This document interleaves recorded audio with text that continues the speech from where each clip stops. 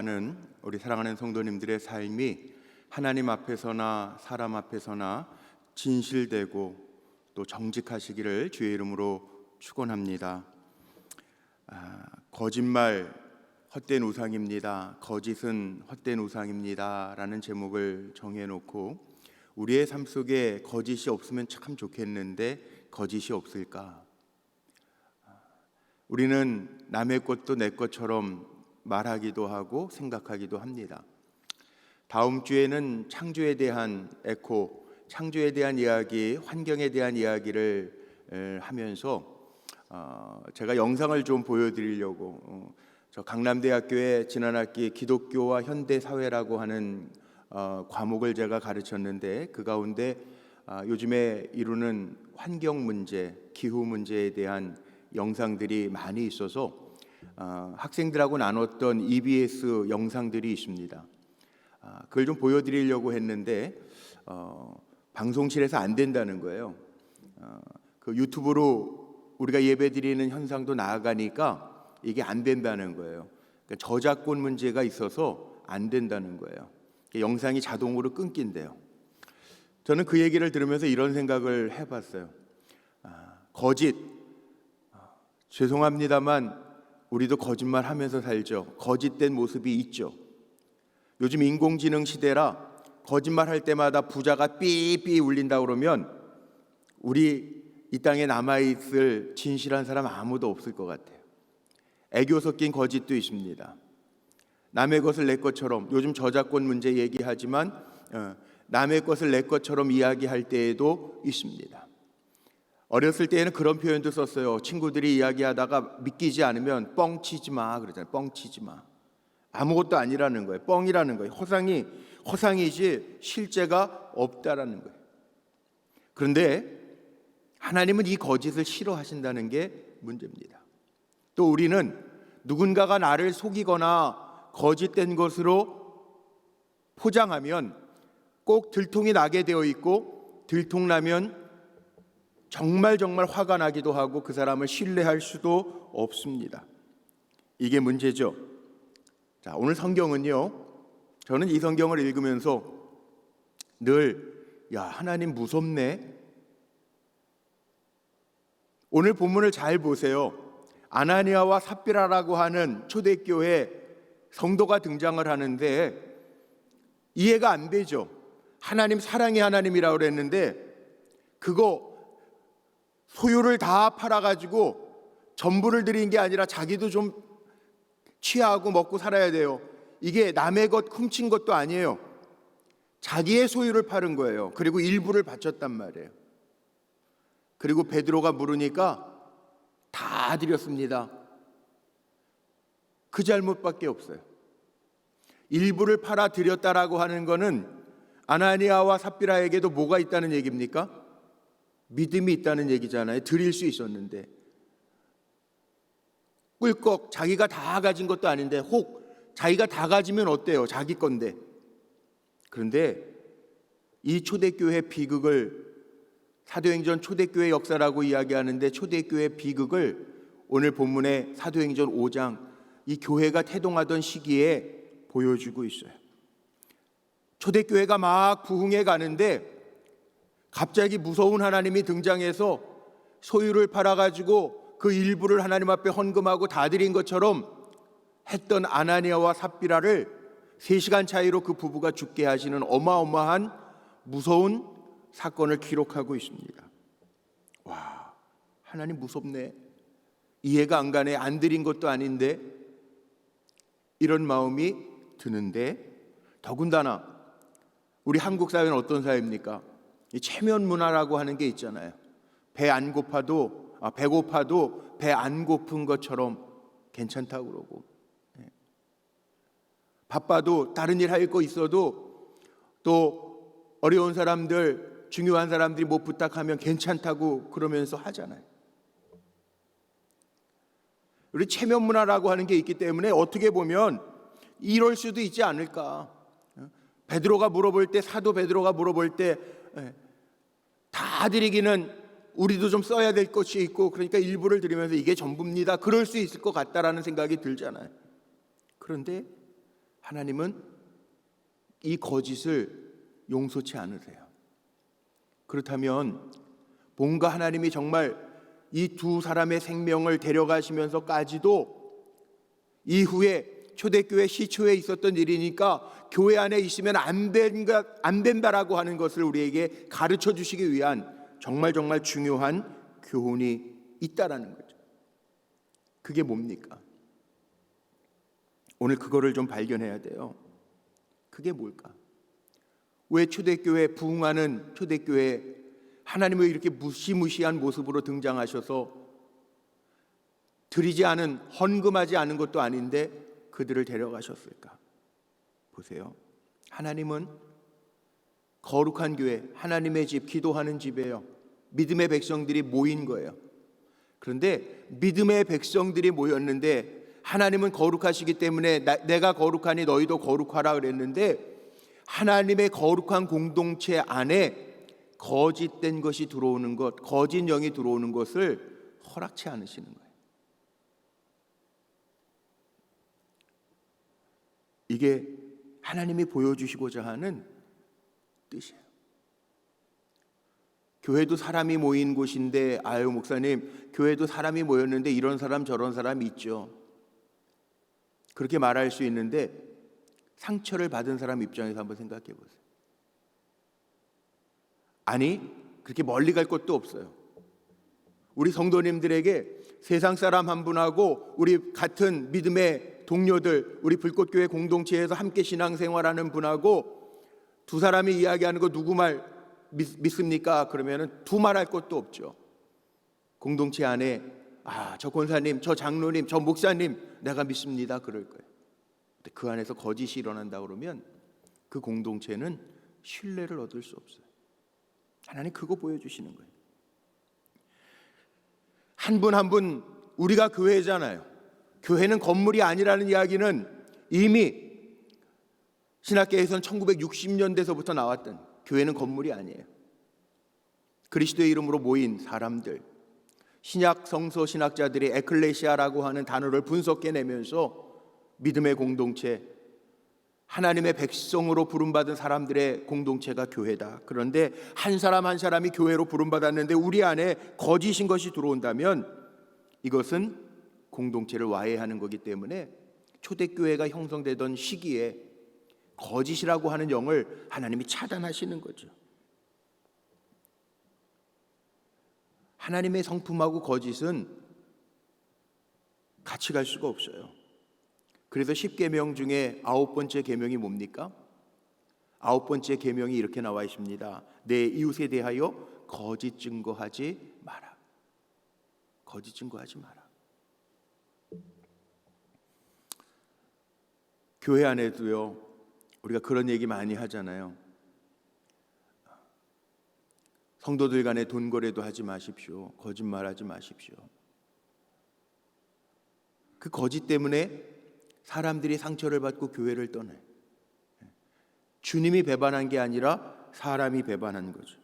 이 분명하게 나옵니다. 내 이웃에 대하여 거짓 증거하지 마라. 하나님은 싫어하시는 것들이 있어요. 시편이나 잠언, 지혜서를 보면요, 잠언 같은 데 보면 뭐라고 나옵니까? 하나님께서는 한결같은 저울, 그걸 원하시는 거지 한결같지 않은 저울은 미워하신대요. 시편 같은 데 보면 하나님은 거짓말하는 자를 멸시하신대. 정직한 자를 복되게 하신대. 왜 그런지 아세요? 이 거짓은 거짓의 영이라고 그러잖아요. 거짓의 영, 사탄이 주장하기 때문에 그래요. 오늘 3절 말씀에 그 해답이 있습니다. 오늘 읽은 3절 본문 말씀에 보면요, 베드로가 아나니아를 책망하면서 어찌하여 사단이 내 마음에 가득하여 내가 성령을 속이고, 이렇게 나옵니다. 베드로가 이러는 거예요. 내 안에 성령이 가득해야 되는데, 성도인데 내 안에 주님이 계셔야 되는데, 주님이 거룩한데 그 주님이 계실 수 없도록 내 안에 사탄이 가득하여 성령을 속이느냐. 거짓이 있다면 하나님하고 멀찍이 떨어져 있는 거지 가까운 사람이 아닙니다. 그러니까 혹 애교 섞인 거짓이라도 거짓 그것이 내 안에 들어오면 그게 불편해야 돼요. 이게 성도예요. 전혀 거짓적이면서도 양심에 가책 하나 없다 그러면 그건 화인 맞은 양심입니다. 성경은 그렇게 표현합니다. 거짓되지 않게 살아가는 것, 이게 중요하기 때문에 그래요. 거짓되지 않아야 되는 것은 공동체를 거짓이 파괴하기 때문에 그래요. 공동체 안에도 거짓말을 밥 먹듯이 하는 사람, 늘 거짓말만 하는 사람들이 있다 그러면 그 공동체는 계속 이어져 갈 수가 없다.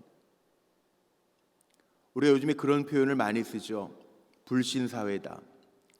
정치도 그렇고 사회적인 것도 그렇고 인간관계도 그렇고 가정 안에서도 그렇고 아내와 남편이 거짓말하기 시작하면 그 관계는 깨진 관계나 다름이 없기 때문에 그렇습니다. 경찰에서는 뭐 거짓말 탐지기라는 것도 있대요. 그러니까 무슨 조사를 하면서 거짓말할 때마다 그 거짓말을 찾아내는 인간의 맥박수나 눈동자의 떨림이나 이런 걸 보면서 찾아낸다라고 하는 이야기도 있어요. 그러나 거짓이 판치는 공동체는요, 도덕적인 위기가 있는 공동체일 수밖에 없죠. 단순히 공동체 깨지는 게 문제입니까? 아닙니다. 자기의 영혼을 다 긁어 먹습니다. 미국의 유명한 링컨 대통령이 예전에 남긴 말이 있어요. 거짓은 사람들을 잠시는 속일 수 있을 수 있지만 자기 자신은 속일 수 없다. 저는 거기에다가 한마디를 더 붙여서 늘 그런 표현을 씁니다. 거짓은요, 사람은 속일 수 있더라고요. 그런데 하나님은 속일 수가 없어요. 그래서 하나님 거짓을 안 좋아하십니다. 진실해야 돼요. 진실해야 돼요. 찔려야 돼요. 거짓된 모습이 있다면 찔림이라도 있어야 돼요. 이게 살아있는 신앙이에요. 죽어있는 것에서는 반응이 없습니다. 그러나 살아있는 것에는 반응이 있습니다. 거짓된 삶을 살아가면서도 아무런 찔림도 없다면 그건 성도가 죄송합니다. 아닙니다. 성경은 이걸 보여주는 거예요. 거짓에 대하여 자유롭지 않아서 그런지 아침에 너무 무거운 주제여서 그런지 여러분들의 얼굴이 너무 굳어 있긴 한데 거짓은 기적을 만들어낼 수가 없어요. 기도도 마찬가지예요. 하나님 앞에 진실되게 기도해야 돼요. 우습게 이야기가 하나 있죠. 여러분들이 너무 굳어 있어서 제가 이야기 하나 드릴게요. 생각나는 이야기. 며느리가 시어머니 간호를 하는데 어머니가 편치 않으셔서 간호를 하는데 병원에 가면은 소변 검사 하잖아요. 소변 검사. 며느리가 시어머니가 소변을 넣고 간호하는 며느리에게, 요즘은 간병인이 있지만 예전에 며느리에게 이거 좀 저 간호사실에 갖다 놓으라고 그랬는데 며느리가 들고 가다가 엎질렀어요. 그러니까 어떻게 해요? 시어머니, 안 그래도 어려운 시자 들어가 있는 어머니인데 자기가 대신 소변 받아다가 간호실에다 갖다 놓는 거예요. 의사가 와가지고 기적이 일어났대요. 그 병이 다 나았는 줄 알아서 시어머니는 이제 됐나 보다 그랬더니 의사가 하는 말이 임신하셨습니다. 기적이 아니라 기절했죠, 시어머니가. 거짓말이라는 게 이런 거예요. 거짓말. 우리 기도도 마찬가지예요. 기도도.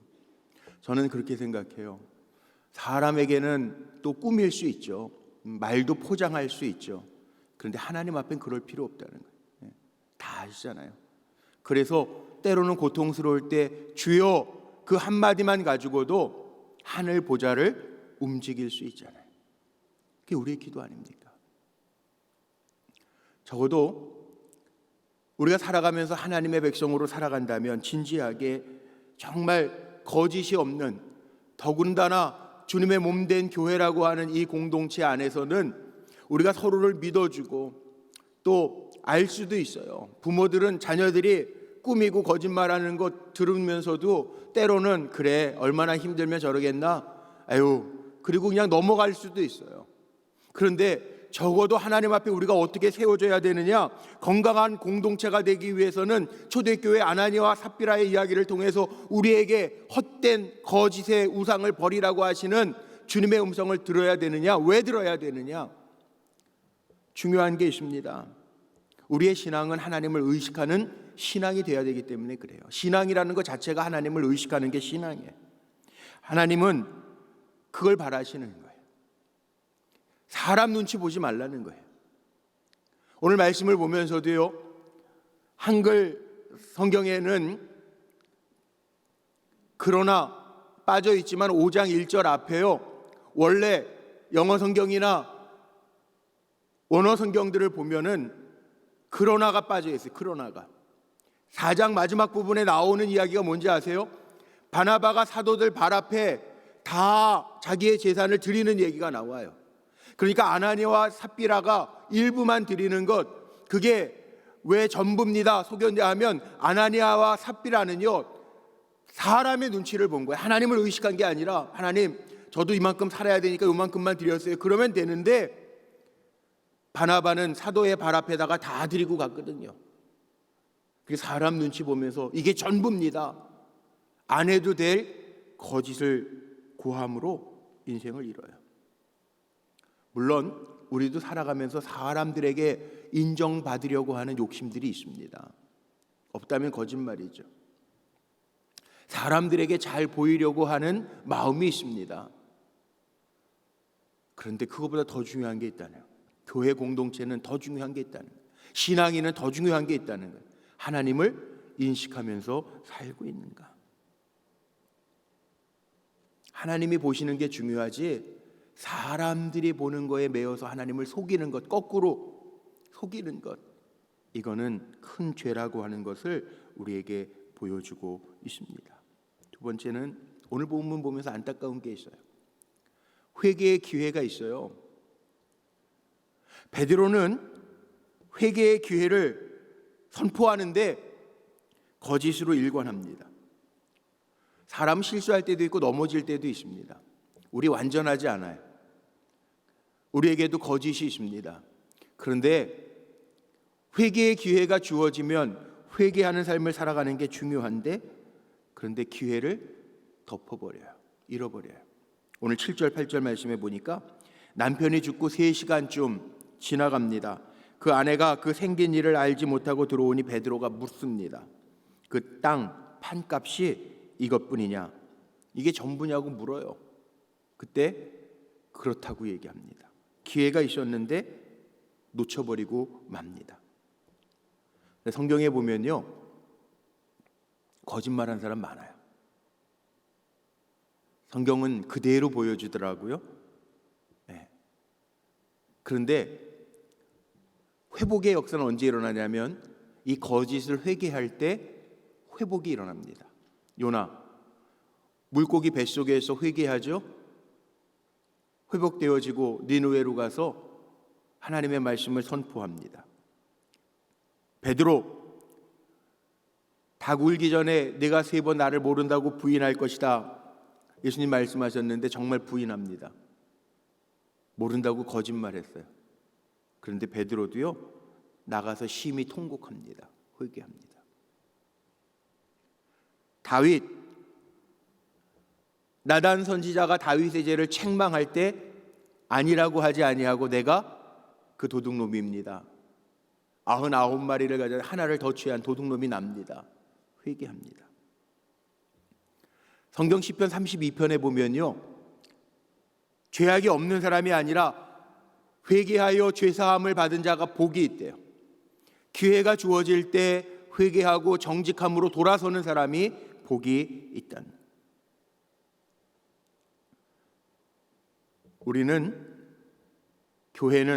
교회의 능력은 어디에 있냐 하면 거룩함에 있어요. 순결함에 있어요. 교회의 능력이 많이 가지고 있는데 있지 않습니다. 요즘에 세상에서 교회를 지탄하는 이유는 많이 가진 것 같은데 교회 안에 분란이 있고 다툼이 있고 거짓이 있어서 사람들이 교회를 신뢰하지 못해요. 교회의 능력은 어디에 있냐면 세상적인 것에 있는 게 아니라 하나님 말씀하신 것처럼 내가 거룩하니 너희도 거룩해라 말씀하신 것처럼 교회의 능력은 거룩함에 있다는 거예요. 정직함에 있다는 거예요. 순결함에 있다는 거예요.